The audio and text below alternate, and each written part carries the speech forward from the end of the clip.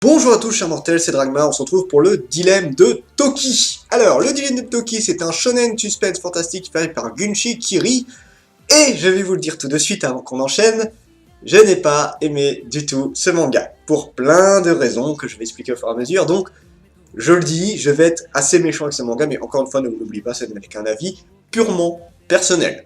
Je ne dis pas que le manga est nul, c'est moi je ne l'ai pas aimé. Alors, donc pour l'histoire, eh bien nous suivons l'histoire du jeune Mitsuharu, qui est un jeune garçon avec pas énormément d'amis. En fait, il a deux amis d'enfance qui sont en couple, hein, une fille et un homme qui sont en couple maintenant, et lui, il est un petit peu le mec qui est à leur crochet, voilà, eux ils sont amis avec lui, ils sont quand même amis avec lui, mais voilà, c'est un peu par, on va dire méchamment, mais par pitié, ouais. De toute façon, c'est dit dans le manga, hein, c'est clairement par pitié. Voilà, il s'en rend moyennement compte, disons qu'il a besoin un petit peu quand même de cette amitié, donc voilà, il fait avec. Et à un moment donné, il va faire la rencontre de Toki. Toki est un extraterrestre qui est arrivé sur Terre et qui a une décision à prendre. Est-ce que je vais devenir un homme ou est-ce que je vais devenir un garçon? Voilà, un homme ou un garçon, magnifique. Un homme ou une femme, voilà, c'est tout simplement. Et du coup, lui, vu qu'il commence à se lier d'amitié avec notre héros, il va dire, bah écoute, moi je m'en fous un peu, donc tu vas choisir. Grosso modo, c'est à peu près ça l'histoire de base. Après, on va un petit peu plus développé quand même. Mais j'ai pas aimé le manga pour plusieurs raisons. Déjà, le manga, c'est un classique de, voilà, le garçon adolescent qui se cherche, qui essaie de comprendre la vie par rapport à l'amitié, par rapport à son avenir, par rapport à ce qu'il veut, tout ça. C'est la énième, la 151e fois que je vois ce style de manga et j'en ai un peu ras le cul. Ce genre de manga ne me touche plus personnellement, parce que c'est plus vraiment mon âge. En fait, disons que il y a des mangas qui arrivent à faire ressortir ça d'une façon un peu plus intéressante. Je vais prendre Destin parallèle que je trouvais super intéressant parce qu'on voyait le point de vue d'une fille, le point de vue d'un garçon sur des mêmes scènes, mais avec un point de vue complètement différent, et que je trouvais déjà les personnages bien plus intéressants. Là, on est sur un personnage qui est complètement lambda, qui déprime tout le temps, voilà, qui est pas bien dans la vie. Je sais, il y en a, hein, voilà, on peut se retrouver dans cela, mais moi c'est le genre de personne qui m'énerve pas mal. Du coup, je n'arrive pas à m'y retrouver, j'arrive pas à apprécier le personnage, et c'est dommage, ça me gâche personnellement beaucoup le plaisir de lecture sur ce manga. Après, le problème, c'est encore une fois, c'est par exemple, on a Toki qui est voilà, un gamin qui connaît pas spécialement la Terre, donc voilà, qui découvre tout ça, qui est en admiration sur tout ce qu'il trouve qui est drôle, en fait, il est intéressant dans le sens où tu le découvres, voilà, tu te dis, voilà, il est dans la découverte, il est foufou, tout ça, il s'énerve, il comprend pas trop les émotions, donc il y a des moments où il pète un câble, ou alors il se lâche, il sait pas vraiment se retenir, donc c'est un personnage qui est assez drôle, où je vais prendre les deux amis, là, je peux pas les blairer non plus, parce que c'est des connards, tout simplement, c'est vraiment typiquement le genre de gens que je ne peux pas blairer.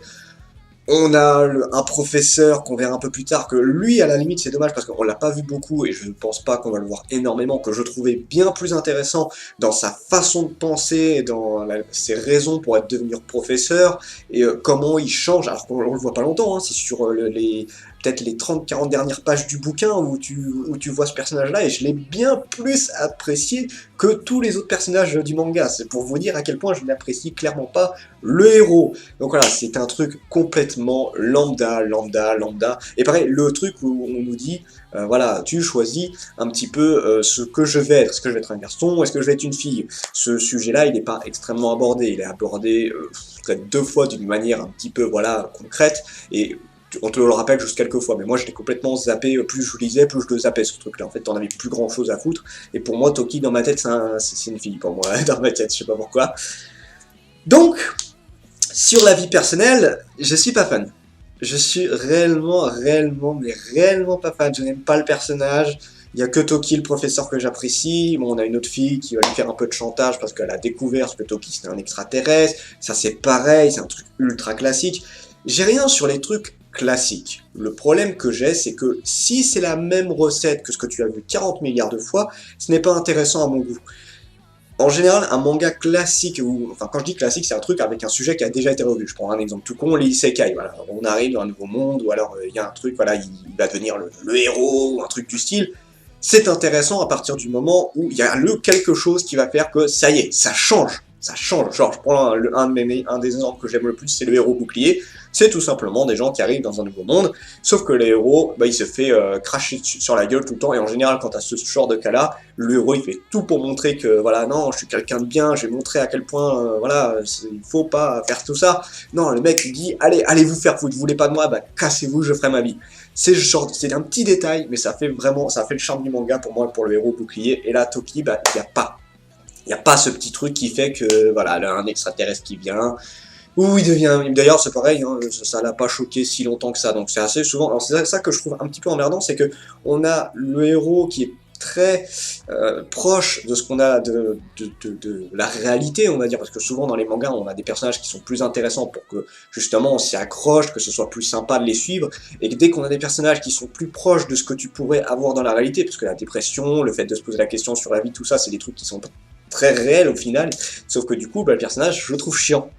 Alors que pourtant, il est très proche de la réalité, hein, je le redis, hein. Mais voilà, j'arrive pas à l'apprécier. Et voilà, et t'as un côté très réel, et t'as le côté what the fuck fantastique, voilà, SF de Toki, que je trouve pas très crédible, puisque finalement, le mec, il se pose pas tant de questions que ça au niveau de l'extraterrestre, genre à un moment il essaie de le cacher, mais finalement il a abandonné cette idée ultra vite, enfin, ça c'est, voilà, je trouve ça ultra méga, enfin personnellement j'ai pas aimé, je trouve ça assez mal ficelé, et j'adhère vraiment pas à ce manga, encore une fois ça ne restera qu'un avis personnel. Pour les notes de potentiel, alors pour l'histoire j'ai mis un 7, hein, je vous le dis, j'ai été ultra méchant sur ce manga là, je l'ai pas aimé du tout. Ensuite il y a les personnages, j'ai mis un 12, alors le héros je peux pas le blairer, mais Toki je le trouve sympa, il est basique mais plutôt agréable à suivre, et on a le professeur que j'ai beaucoup aimé, j'ai vraiment énormément aimé le professeur. Les deux amis, à la limite, bon, ils ont le rôle un peu des connards, voilà, on a pitié de toi, donc on reste avec toi, voilà. On les reverra sûrement, vite fait, je pense, mais franchement, si on pouvait les zapper, ça m'arrangerait. Vous voyez, la fille qui lui fait des chantages, bon, elle est timide, elle est très très réservée, voilà, je suis dans mon coin, on me voit de temps en temps, mais voilà, on n'a pas des personnages ultra intéressants, à part le professeur qui est un personnage lambda et que je trouve bien plus intéressant que tout le reste.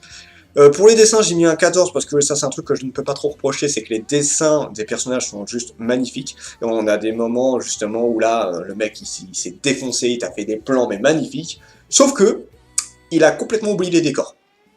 Les décors sont souvent très vides, ou alors faits à l'arrache. Je vais le dire clairement, hein, pour moi, il y a des décors, ça a été fait à 100%, enfin, des fois, même les meubles et tout, c'est fait vraiment pas terrible. C'est vraiment, tu sens que ça a été fait au second plan. Voilà, on fait un petit plan derrière, puis c'est bon, c'est nickel. Et les trois quarts, et j'exagère à peine quand je dis les trois quarts, on va peut-être dire, voilà, 60% du manga, c'est du blanc derrière. J'ai rarement vu un manga avec autant de blanc derrière. Ça me saoule.